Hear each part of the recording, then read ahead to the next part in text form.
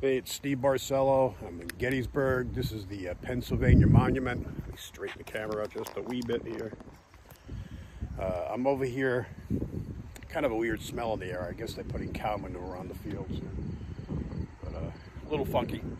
This is, I'm going back to an event that happened here. I think it's 6 years ago, maybe a little bit longer. I was in town for the Gettysburg Battlefield Bash. I had a couple of my interns with me.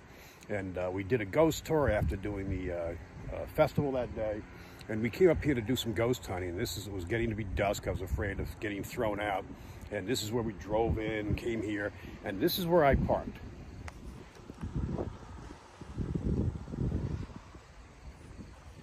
Now we parked here. As we pulled in front of me, there was a fire in the field out here, like a campfire, and I don't believe fires are allowed here. I'm almost positive. It was so strange, just a fire burning unattended. I think there was some little bit of belongings next to it. So I didn't think much of it. I got the girls out, handed out some ghost meters, and we started to wander up to the monument. Right up over here. Now it's dark out, but not totally dark. I mean, we can still see our car and stuff. So as we go up there, all of a sudden, out of nowhere, this gentleman appears in period clothes. Suspenders, white shirt, hat. He's got a tin cup he's eating out of, and he stunk. He was, obviously he hadn't bathed in a couple of days, or maybe quite a few. And so we just started coming to conversations. I figured right away he's going to come up to me and say, "Sorry, the park's closed. You need to go," or something like that. Instead, he starts rambling on about, "Can I help you? Can I help you find somebody?" And I'm going, "No, we're just here to investigate. We're in town." So I'm explaining to him. So I start telling the girls, like, take pictures, like something's off. So I even talked to him. I said, "Is that your fire?" He goes, "Yes, I stay by the fire. Would you like to come sit with me by the fire?" It was just an odd conversation. Well, anyway, the girls go around the corner, and I'll bring you up there. And as you go around, there's stairs that go up. So I'm concerned. This is the area the fire was, by the way. Somewhere right out here. I mean, it's been too many years to see a burnt spot now, but I would imagine back up in here. And as we left, it was still burning. Well, anyway, so the girls go up around the corner, just start to go up to the monument and leave me with this guy. So I'm going, excuse me. Girls, stay with me. I don't need to explain to your mom how I lost their daughters, And so I turn around, and the guy is gone. I mean, you can see there's no place to hide here. It's basically a big open field.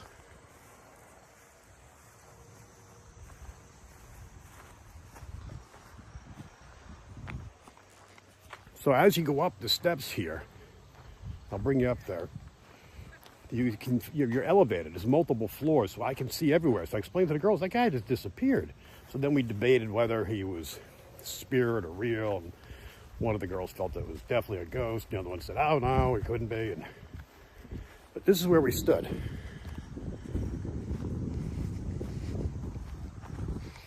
Now he shows up to us somewhere out of this direction here, even though his campfire is back here. And he was literally like touching the wall to help us find somebody. It was very strange. So like I said, I'm literally standing here, and the girls go around the corner and go up the stairs. I'll show you that.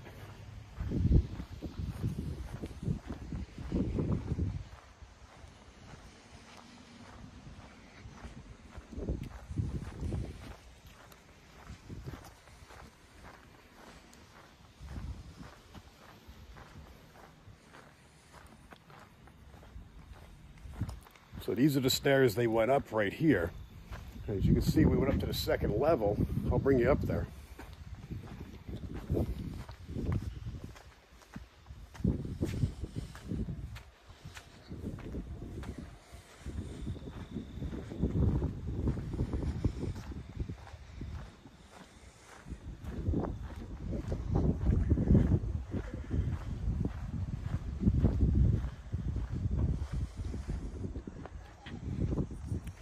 You can see from this vantage point, there's no way anyone's hiding from us.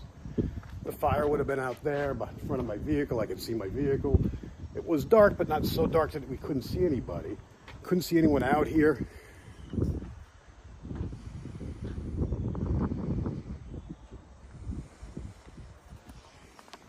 Now, I did get a couple of photos of them, and they're kind of blurry. It's kind of odd. I'll post them along as I tell the story here. But to this day, I still don't know what it was. So we wrapped it up, got out. When we pulled out, I used my headlights to pan the area and look to see if I could see anyone out there. You know, like, he's not near the fire. Where'd this guy go? He just vanished. So next day, I went back to the festival, and across from me was one of the guys who runs ghost tours here for years. He was a park ranger. And so I showed him, I said, you've been here forever. Do you know this person? And he said, no, I don't recognize him. He said, Steve, that's a common story that goes on here all the time. And he had me introduce me to another guy who had a very similar story the year before on Little Round Top. So it was just a strange story. I wanted to come back. I'm going to try to come back tonight, do a little bit of investigating with some paranormal gear, see if lightning will strike twice, and we can get something to actually happen. It was just one of those weird things. It's been years since I've got a chance to come back to Gettysburg. I just wanted to get back here and say, that's weird, huh?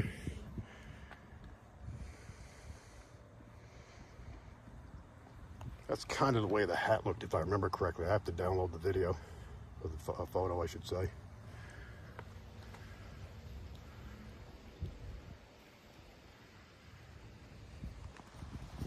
Anyway, I just wanted to come back, relive this story. I've got a dozen other things to do today, videos to run.